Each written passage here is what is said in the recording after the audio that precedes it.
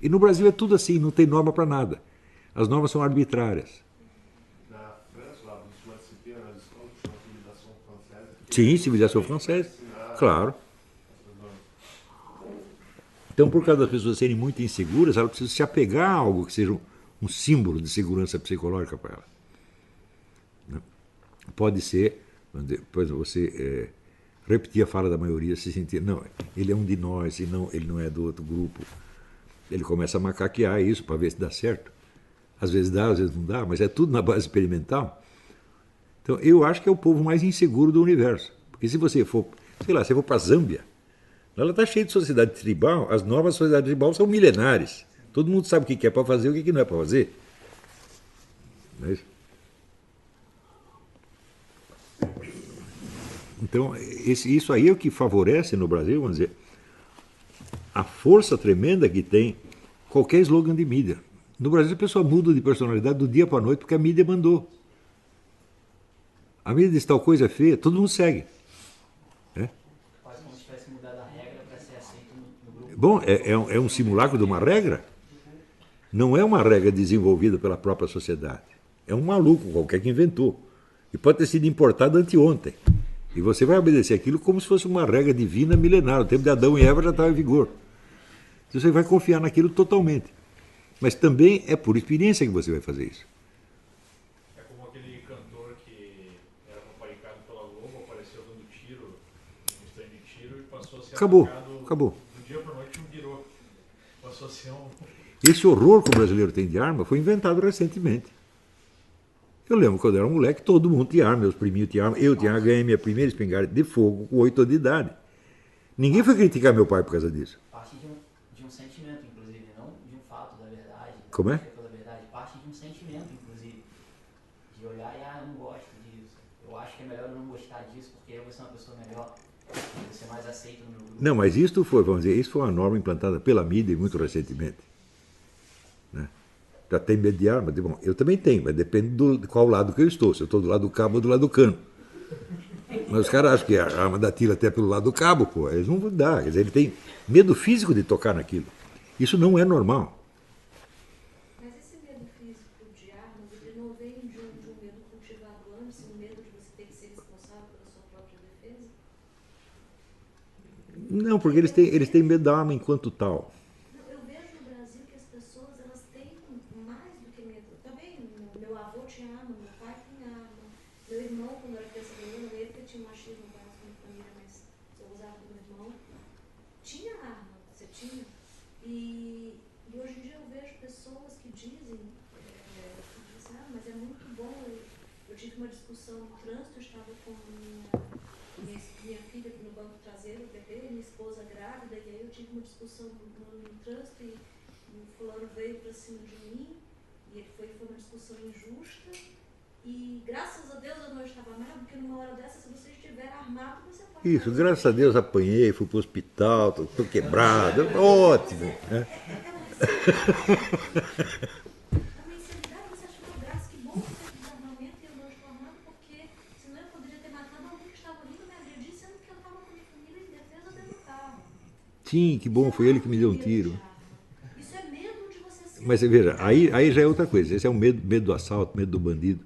Mas a pessoa tem medo da arma fisicamente, independentemente da circunstância de uso.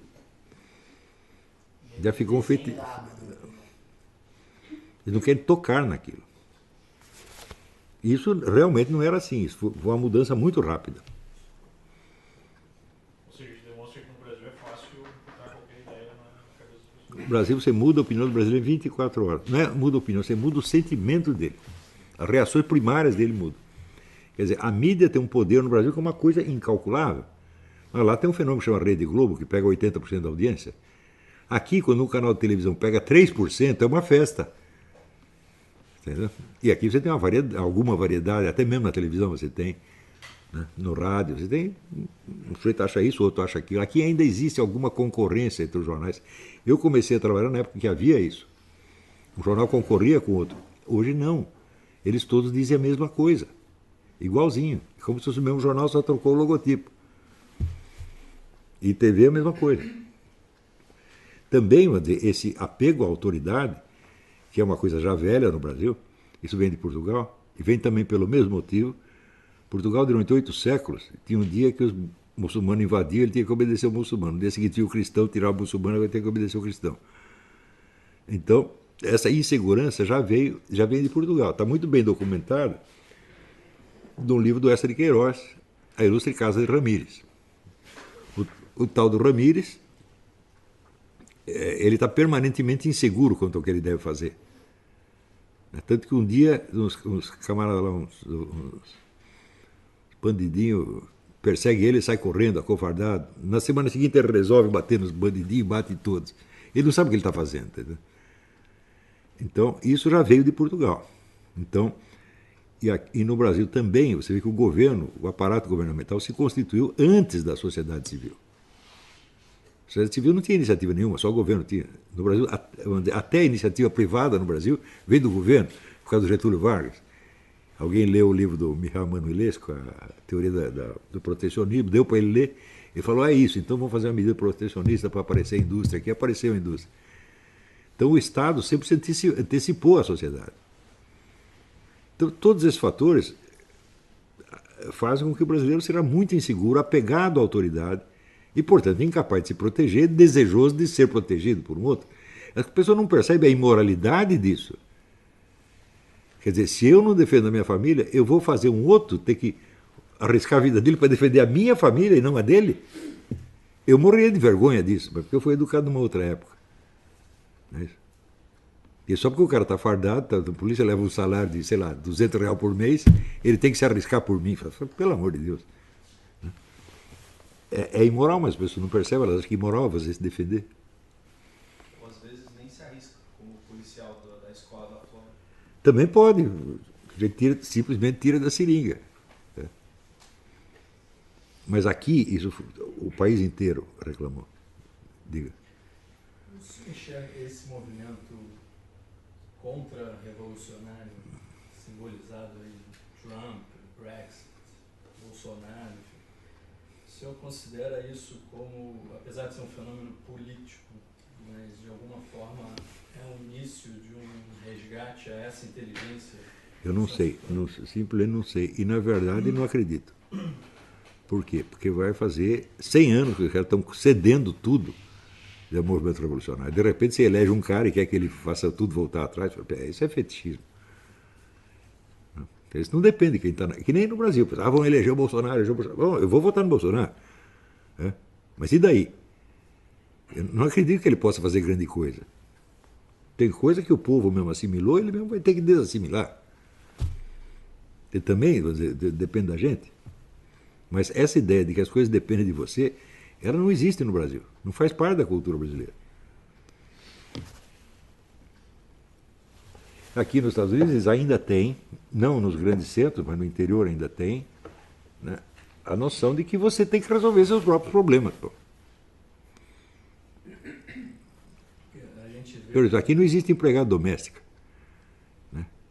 A mulher é que tem que limpar tudo. Tem que se virar. Os maiores fenômenos da internet. Como é? Os maiores fenômenos da internet, pelo menos os canais que eu tento acompanhar, são pessoal conservador. Então, o senhor Jordan Peterson, Ben Shapiro, são os programas mais assistidos. Sim, porque a gente está dizendo uma coisa óbvia que o povão, no fundo, sabe. Tá certo?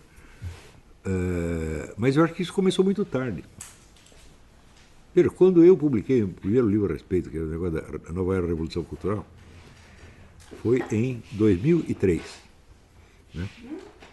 Nova Era e Revolução Cultural saiu que ano? 93. Não. Nova Era e Revolução Cultural. Sim, em 93, tá certo. Eu já estava atrasado.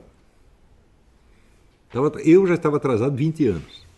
Até as pessoas começaram a ler aquilo, entender alguma coisa, e alertar, passaram mais não sei quantos anos. Até depois que o pessoal agia um pouco, mais 20 anos. Então, eu acho que tudo isso começou muito tarde. Eu tenho a impressão que esse negócio de movimento revolucionário, ele de fato dominou o Ocidente. Porque todo mundo está interessado nisso. O pessoal da esquerda está pelos motivos clássicos deles, né? E os grandes grupos bilionários estão também interessados, porque isso aí dá a eles o controle da sociedade. Um pouco aconteceu aqui como no Brasil. Os caras nos anos 70, 80 escreviam, o pessoal da esquerda escrevia horrores contra o negócio da sociedade administrada. E assim, você tem o governo aliado a 5 grupos econômicos, ele manda em tudo, né, modela o comportamento da população e todo mundo obedece. As pessoas têm horror disso. Hoje eles estão contribuindo para isso. Tem a liberdade de expressão, eles lutavam pela liberdade de expressão. Agora não querem mais. Quer dizer, isso aí, claro, explicação genérica é estupidez humana, tá certo? Mas simplesmente acusar a estupidez humana, você está acusando um negócio abstrato. Eu acho que precisa compreender o processo real que leva uma pessoa a ter essas reações, né? No Brasil eu tenho certeza que é insegurança.